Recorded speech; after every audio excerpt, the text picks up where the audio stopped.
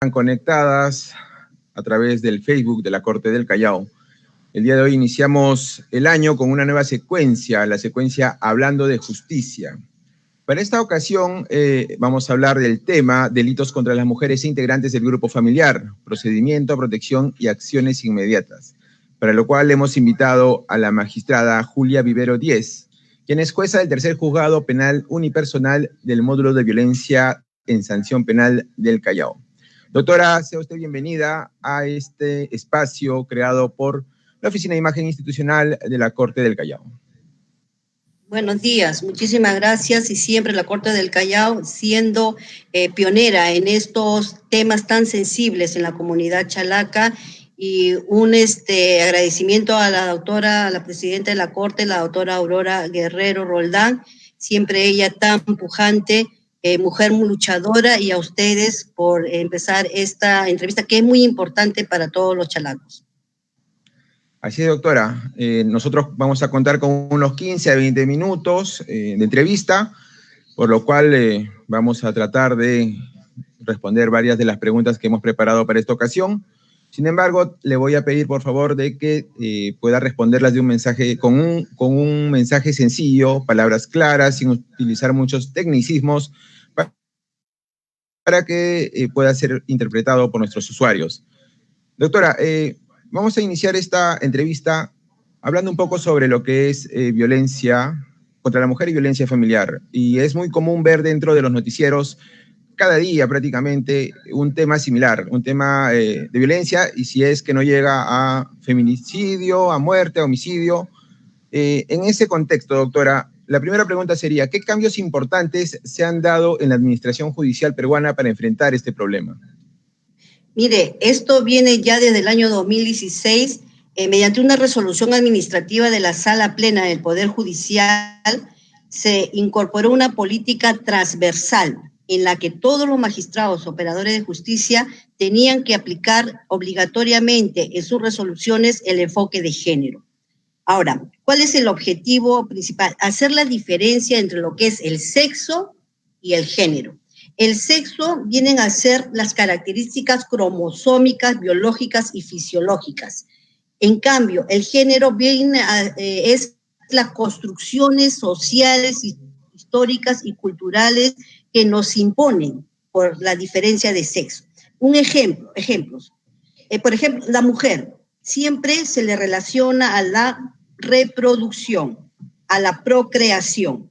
Y en ese sentido, pues, tiene que estar inmersa en su familia, en un ambiente privado, y siempre se le relaciona a ser dulce, sensible, a criar a los hijos, pero más allá no.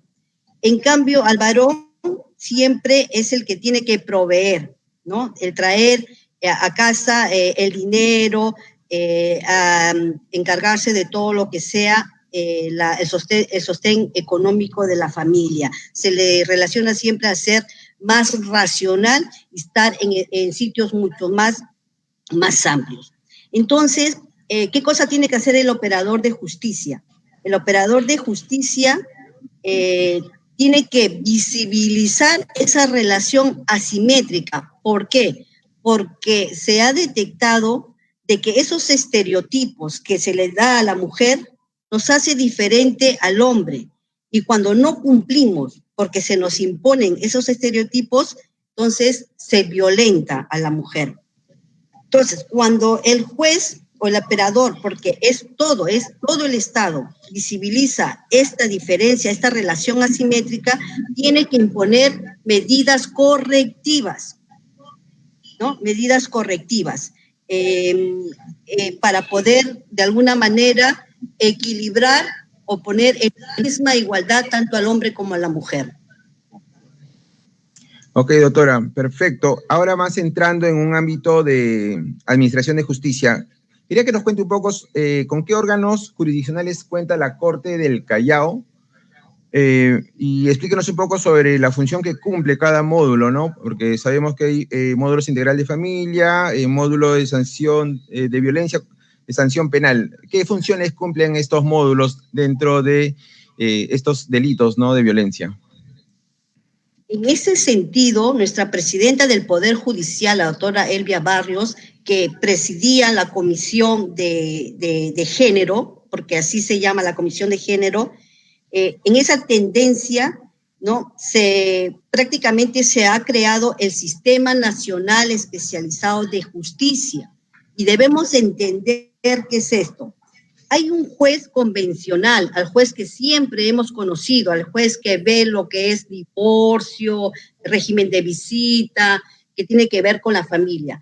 Pero, sin embargo, también veía juez de violencia, veía casos, perdón, de violencia. Entonces, esto no podía calzar así. Cuando se detecta estos tipos de violencia contra la mujer e integrante del grupo familiar, entonces los sacan y forman un sistema, un módulo, en el que el Callao lo han creado desde el 1 de agosto del año pasado, mediante la resolución administrativa 172 del 2018, y viene funcionando recién desde el 1 de agosto del 2020. ¿En qué consiste esto? Hay 2 jueces de familia tutelar que va a ver las cuestiones de protección. Cuando existe una violencia, hay un juez que primero ve el riesgo en la que se encuentra la víctima, que puede ser leve, moderado, severo. Entonces, ese juez o esa jueza, actualmente en el Callao son 2 señoras magistradas, dictan la medida de protección, ¿no? Tratan de protegerla de la más, con todo lo que se pueda, lo que lo dice la ley. Por ejemplo, puede dictar de distanciamiento del varón, puede retirarlo del hogar, ¿no? Dicta las medidas de protección, pero esto no queda aquí. Después lo manda a la fiscalía, porque también hay fiscalías subespecializadas en esta materia, y si el fiscal considera pertinente, lo manda al juez penal de familia, que somos, por ejemplo, la que integra ahorita uno de los juzgados penales. Entonces, ¿cuál es el trámite así, en manera muy simple? Hay un hecho de violencia. Inmediatamente se va a la comisaría, o también puede ir a la fiscalía y denunciar este hecho de violencia. Entonces se realizan todas las investigaciones, y si el fiscal considera pertinente, va a formalizar denuncia. Cuando formaliza denuncia, y ya con el detenido, o pues de haberle dado también comparecencia, se presentan a los jueces penales, que somos nosotros. Ahora, los jueces penales, en primera instancia hay un juez de investigación preparatoria, que ¿qué hace este juez en sí? Este es el juez que se le llama el juez de la legalidad, porque todo acto que después puede constituirse en delito, ¿no? Porque ya si ha formalizado el fiscal un tipo penal, entonces el juez ve todo lo que tenga que ser con la legalidad. Ve el control de plazo, si ha seguido con el plazo, puede ser también que ve la tutela de derechos, por ejemplo, si el imputado no ha ido al médico legista. Él también va a decidir si procede o no procede los procesos inmediatos, porque hay procesos inmediatos, procesos de determinación anticipada, hay procesos de comunes, ¿no? Hay 7 tipos de procesos. Ahora, este juez de investigación, si haber determinado, puede también, por ejemplo, que tanto el Ministerio Público como la Defensa Técnica y el investigado quieren llegar a un acuerdo en cuanto a la pena, porque estos delitos no se pueden conciliar, ni transar, ni renunciar, ni nada. En cuanto a la pena, van a un proceso de determinación anticipada, y esto termina en una sentencia en la que el imputado pues se ve beneficiado con 1/6 de la pena, ¿no? Posteriormente, cuando ya si no se llega a esta determinación anticipada, pasa a nuestros juzgados. ¿Qué cosa hacemos nosotros los jueces unipersonales? Los jueces unipersonales, hay el juez unipersonal y los colegiados. El juez unipersonal ven aquellos delitos que como extremo mínimo es de 6 años de pena privativa de libertad. Cuando pasa este extremo mínimo máximo de 6 años de pena privativa de libertad, va a los colegiados.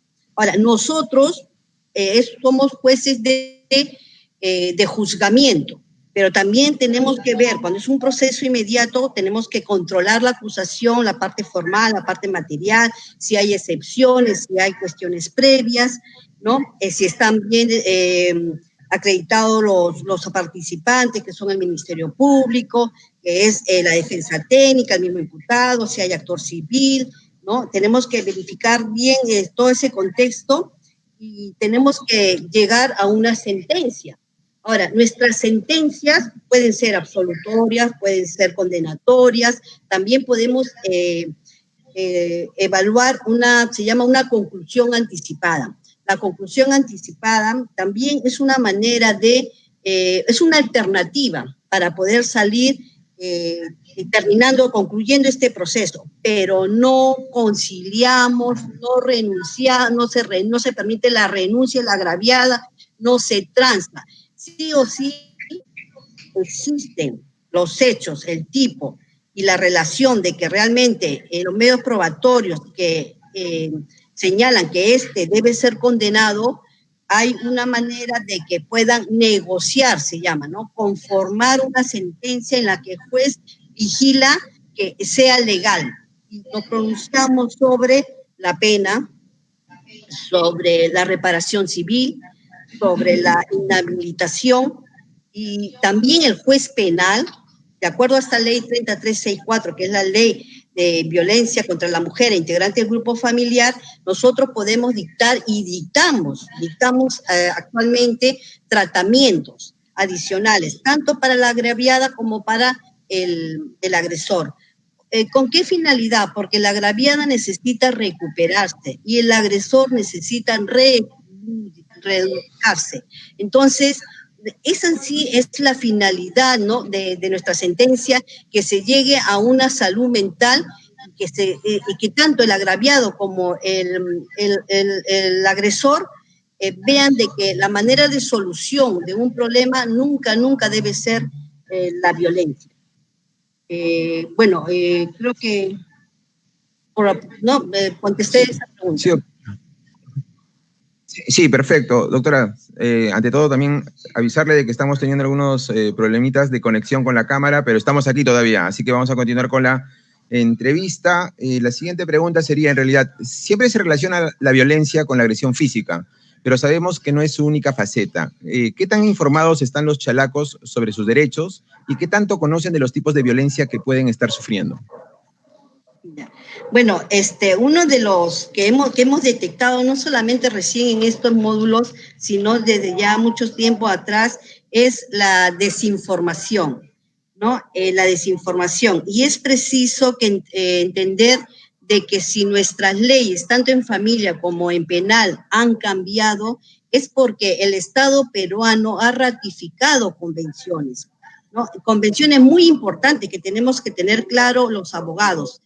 La Convención contra la Eliminación, formas de eliminación contra la mujer, que el Perú lo ha ratificado en el año de 1981, y la Convención Interamericana para prevenir, evaluar, erradicar, sancionar la violencia contra la mujer integrante del grupo familiar, que el Perú la ratificó en el año de 1996, ¿no? ¿Y por qué es importante saber? Porque mire, en los primeros años se dictan dos recomendaciones que en estos conceptos han ido evolucionando. En el año de 1992 se dicta la recomendación número 19, en la que se habla de una discriminación por sexo, o sea, por ser mujer, ¿no? Entonces, y también sí se llega a visibilizar de que esto ya no debe de ser privado, sino público.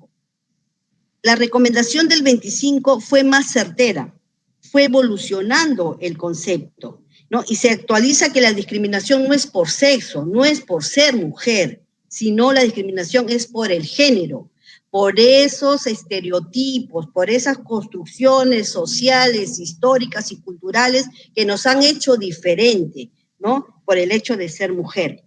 Y también se le considera como un problema social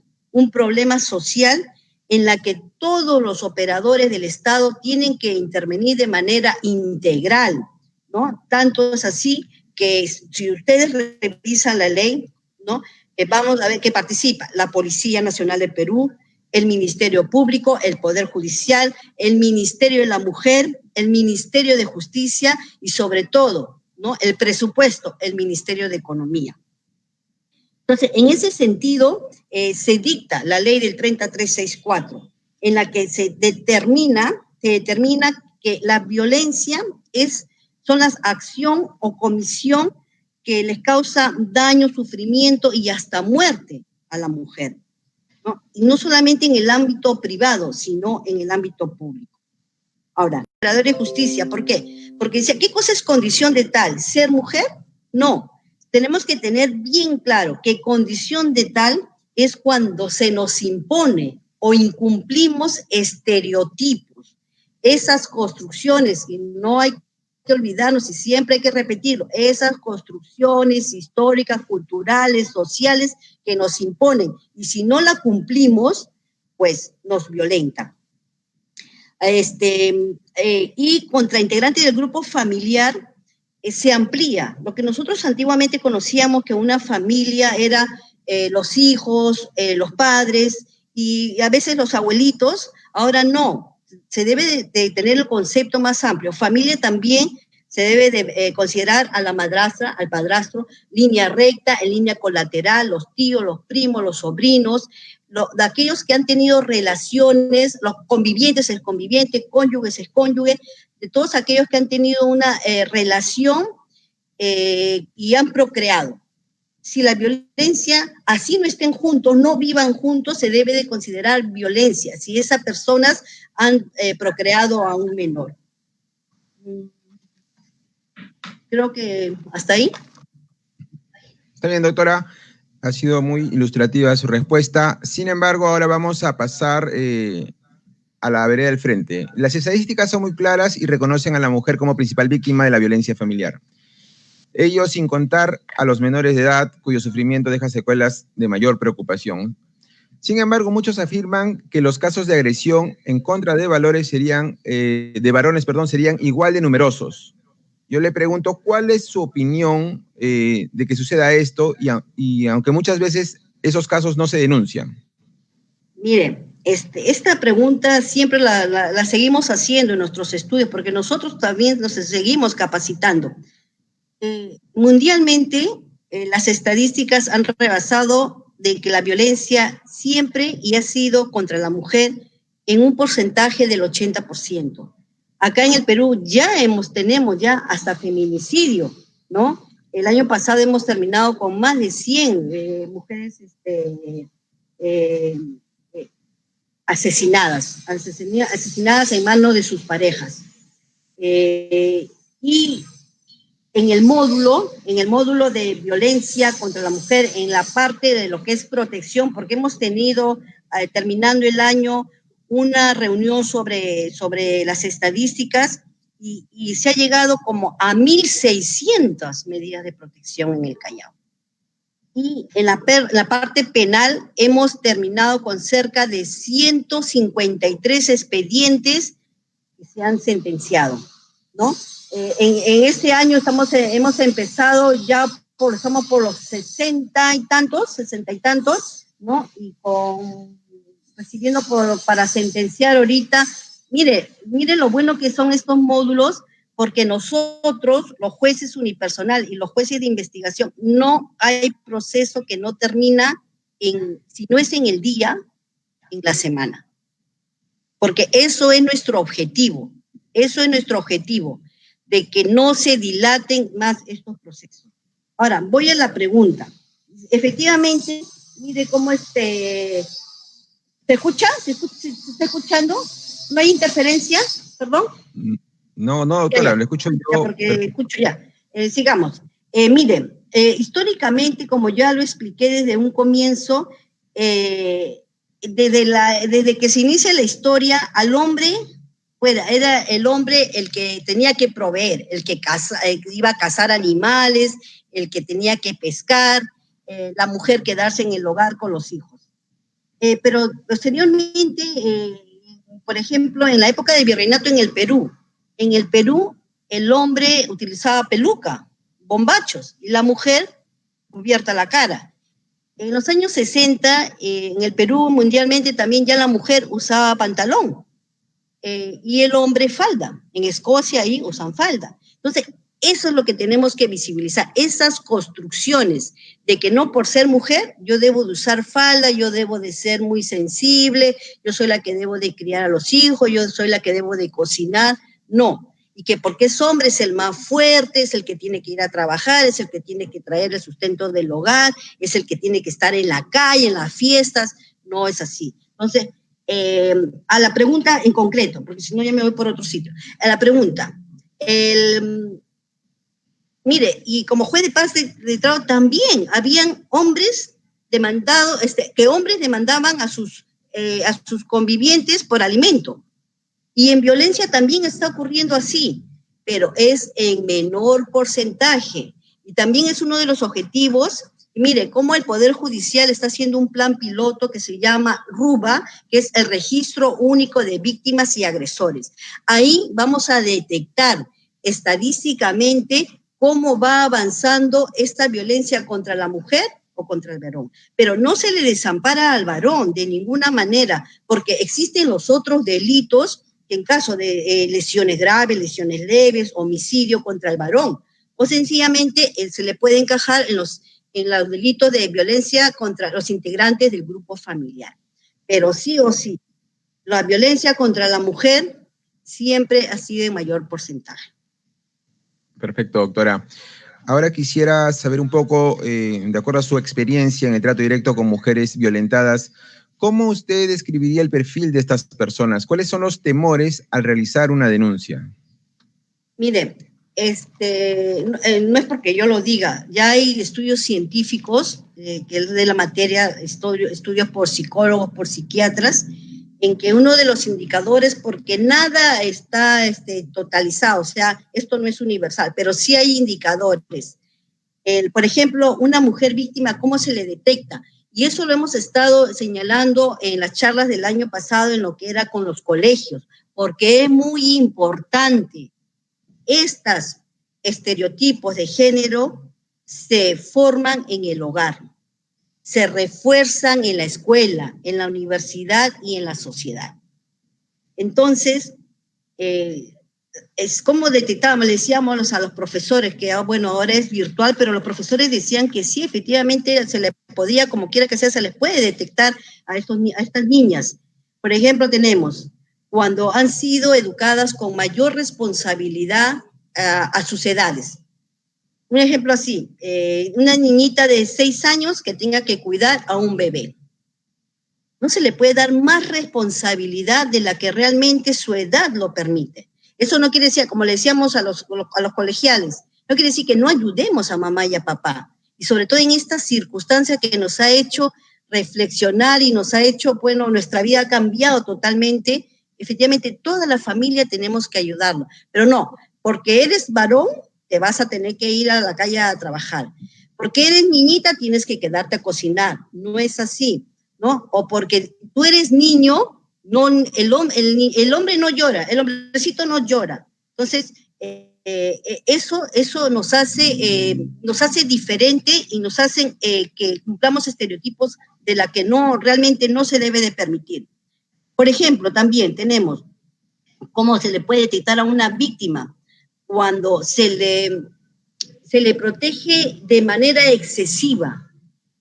A las niñas y a los niños debemos enseñarles a que los padres no estamos fiscalizándolo. Lo que sí los padres tenemos la obligación hasta cierta edad de protegerlos y de educarlos, ¿no? De educarlos de la mejor manera, de acuerdo a los objetivos que tenga cualquier tipo de familia, ¿no? Esos prejuicios yo no me voy a meter, pero siempre los padres tenemos que estar protegiéndolos, ¿no? Y cuando a la niña se le cubre en una burbuja ¿no? En una burbuja, cuando sale, entonces es indefensa, no puede decir no, cree que como es tratada debe ser así. Otro tip también que se ha podido visualizar es cuando se normaliza la violencia, ¿no? Eres una idiota, eres una gorda, eres fea, por eso que te cambia por otra, porque ella está más bonita, porque la mujer siempre tiene que ser más bonita, tiene que ser bien producida. Todas las mujeres, como los varones, somos bellos, porque nuestros padres nos han traído al mundo bellos. Nadie tiene que decir que porque si eres gorda, o eres chata, o eres alta, o eres, no, ni el varón, porque si es moreno, si es chato, si es bajo, es más bello, no. Esos estereotipos debemos de cambiarlos. Y mire, ¿qué es lo que pasa? Cuando una mujer es violentada y tiene hijos, como normaliza esa violencia, también la pasa a sus hijos. Entonces, tanto niña como niño son educados de esa manera, son formados de esa manera. Pero también déjeme agregar algo. El perfil del agresor también lo podemos detectar desde muy pequeño. Cuando hablaba, pues, la dificultad de expresar sus emociones, sus sentimientos. El hombre como la mujer somos de emociones, somos de sentimiento. ¿Por qué no poder el hombre abrazar o besar a su hijito varón? En épocas antiguas, por ejemplo, el papá varón no dejaba que el hijo varón le dé un beso, ¿no? Entonces, esas formas son sentimientos. O sea, el hombre como la mujer tienen sentimientos, tienen emociones y pueden expresarlas. ¿Por qué una mujer no le puede decir a otra mujer qué linda te ves? ¿O por qué un varón no le puede decir a otro varón, uy, qué te ves excelente? ¿No? Entonces, esos estereotipos tenemos que cambiarlos. También, por ejemplo, la misma forma que han sido, como han sido formados los varones de rudo, de fuerte, entonces no toleran ningún tipo de frustración. Lo hemos visto en esta pandemia, afectados los varones que han perdido su trabajo. Entonces, esa frustración es que ha ocasionado violencia, porque en este año se ha visibilizado más violencia. ¿Por qué? Porque si el hombre no trae dinero, no es nada. Entonces, eso también, ¿no? Y tenemos que convencernos de que tanto hombre como mujer somos iguales. Se frustra. Entonces, ¿cómo soluciona, cómo resuelve el problema el varón? La violencia, ¿no? Tiene también, ante la ira, no tolera, siempre reacciona violentamente, ¿no? Eso es uno de los perfiles que científicamente los psicólogos y los psiquiatras nos han enseñado, ¿no? Perfecto, doctora, muchas gracias. Ahora paso a preguntarle cómo asegurarles a las víctimas de violencia familiar que su caso será bien atendido. Y una pregunta más quisiera añadir ahí. Si es que hay vuelta atrás a una demanda de violencia. No. Mire, primero, en primer lugar, tengan confianza de que los jueces tenemos una gran responsabilidad porque somos fundadores de este módulo. Y todos mis colegas nos seguimos capacitando. Es constante porque estos temas no es que sean nuevos es nuestras maneras de entender. Mire, lamentablemente, sin criticar académicamente la sentencia esta del calzón rojo de nuestros superiores, ahí vemos, porque cualquiera sea, ¿no? Porque eso es académicamente y la Constitución me lo permite, me permite, ¿no? ¿Cómo tenemos esos conceptos? Nosotros, los operadores de justicia también, porque tenemos que hacer mea culpa. Y lo ha dicho la doctora Elvia Barrios, ¿no? De que tenemos que cambiar. Y recién en el 2016, desde el 2015 se vienen estas modificatorias. Entonces, tenemos que ir cambiando. Nosotros nos estamos esforzando porque el Poder Judicial como institución tiene un plan nacional en que nos obliga a todos los magistrados a utilizar estos estereotipos de género al momento de dar solución a estos casos, ¿no? Darle su caso. Ahora, existe un acuerdo plenario el 9 del 2019, en que bien claro dice la Corte Suprema de que estos tipos de delitos no hay acuerdo reparatorio, no hay principio de oportunidad, no existe las penas suspendidas, no existe la reserva del fallo. Si bien existe una medida de solución, es la que damos en los delitos más menores, como son las agresiones, permitimos una terminación anticipada o una conclusión anticipada, estos delitos no dan marcha atrás. Así no quiera la agraviada, porque nos ha sucedido en lo que son las declaraciones de las víctimas. A veces las víctimas, por la presión de la misma familia o porque sabe que ya el hombre le dice, ahora sí ya no te dejo sin un sol, ¿no? Porque pasa así, ¿no? Entonces la víctima ya no viene a declarar, nos dice el acuerdo plenario y la mismo Código Procesal Civil en su artículo 242 del Código Procesal Penal nos dice que su declaración primigenia tiene que ser evaluada por el operador de justicia, a tal punto de que si se retracta, tenemos que ver qué cosa ha condicionado ese retracto en la víctima, ¿no? Porque siempre tenemos que protegerla. Eso no quiere decir que si hay un hecho de violencia, sí o sí tiene que ser condenado. Pero sí o sí el juez tiene que aplicar en sus resoluciones, en sus evaluaciones, los hechos de violencia con estereotipo de género. Bien, doctora.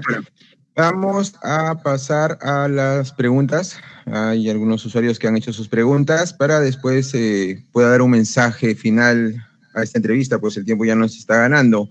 José Luis Carrasco Cárdenas consulta, luego de las medidas de protección emitidas que son inmediatas conforme a la ley 3036-4, la solicitud del pedido de ampliación de medidas por incumplimiento, desobediencia y resistencia al mandato judicial, ¿tiene plazo? Y si tiene plazo, ¿cuál es el máximo plazo?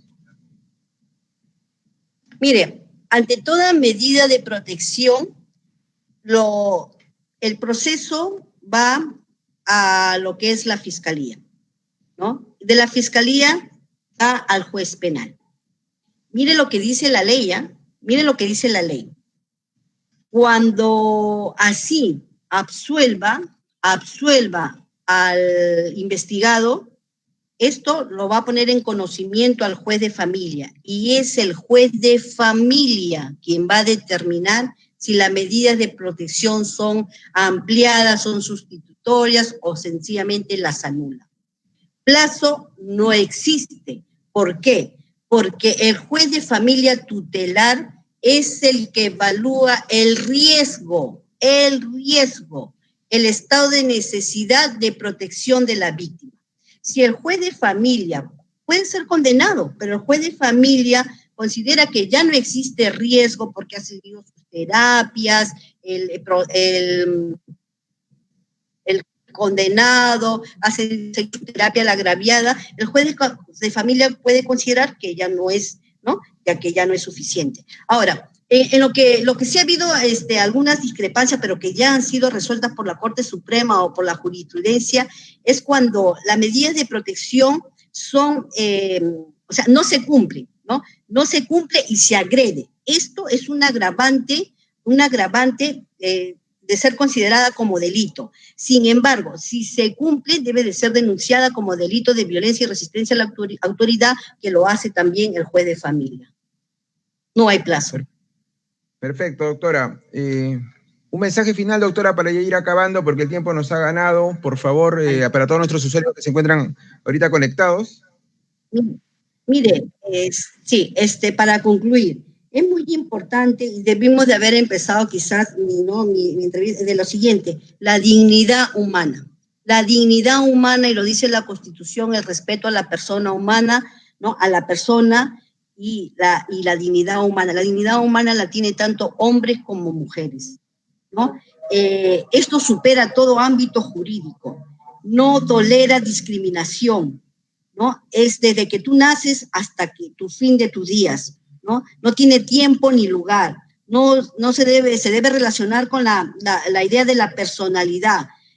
No hay, todos somos iguales, sustancialmente toda especie humana, no puede haber diferencia entre hombre y mujer. ¿Por qué? Porque ambos tenemos libertad, ambos buscamos justicia, ambos somos iguales, ¿no? Y las políticas deben de estar en ese sentido. Es muy importante también la información.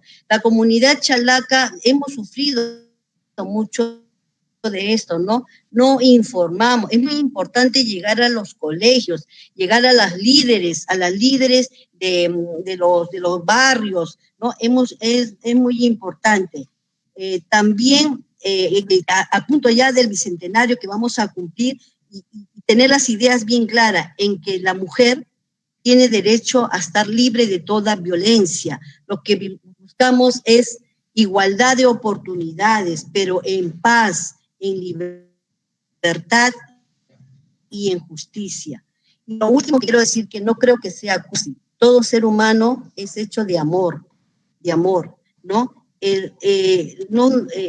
Ese es un sentimiento que ante cualquier actitud que tomemos en la vida debe primar. Y ante ese amor no podemos hacer diferencias entre hombres y mujeres. Gracias por todo. Doctora Vivero, muchísimas gracias por estar el día de hoy aquí en este espacio. La verdad que con lo que usted ha dicho, en lo personal he aprendido bastante y sé que nuestros usuarios de igual manera. Lo bueno es que este material se queda grabado en las redes sociales, este beneficio que nos da las redes sociales para poder repasar en cada momento que necesitemos esta información. Le agradezco nuevamente a nombre del equipo de la Oficina de Imagen, asimismo de la presente gestión, su participación el día de hoy. La comprometo desde ya a una próxima reunión, una próxima entrevista, tocando temas que son de su parte especializadamente para poder tocarlas, ¿no? Que va más que nada en el tema de sanción penal, en violencia familiar. Y bueno, la doctora también es conocida porque salió el año pasado en varios medios de comunicación. Cabe recordar de que la recordamos por las notas que le hicieron en su despacho en la azotea. Doctora, ¿usted sigue despachando en la azotea? No, ya, porque como estaba haciendo frío, me he ubicado acá en un córner, buen córner me ha hecho mi esposo, a quien agradezco, a mi hijo. Bueno, nosotros somos personas vulnerables, pero siempre, mi segundo hogar es la Corte del Callao. Uy, extraño estar ahí, pero bueno, con tranquilidad, con calma, y sobre todo en estos días tan difíciles para el Perú, no perdamos la fe. Muchas gracias, muchas bendiciones, y estamos para servirlos. Siempre estaré para servir. Eso es lo más importante. Muchas gracias. Fue la doctora Julia Vivero Díez. Nosotros nos desconectamos. Muchas gracias por estar conectados a nuestros usuarios. Muy buenos días.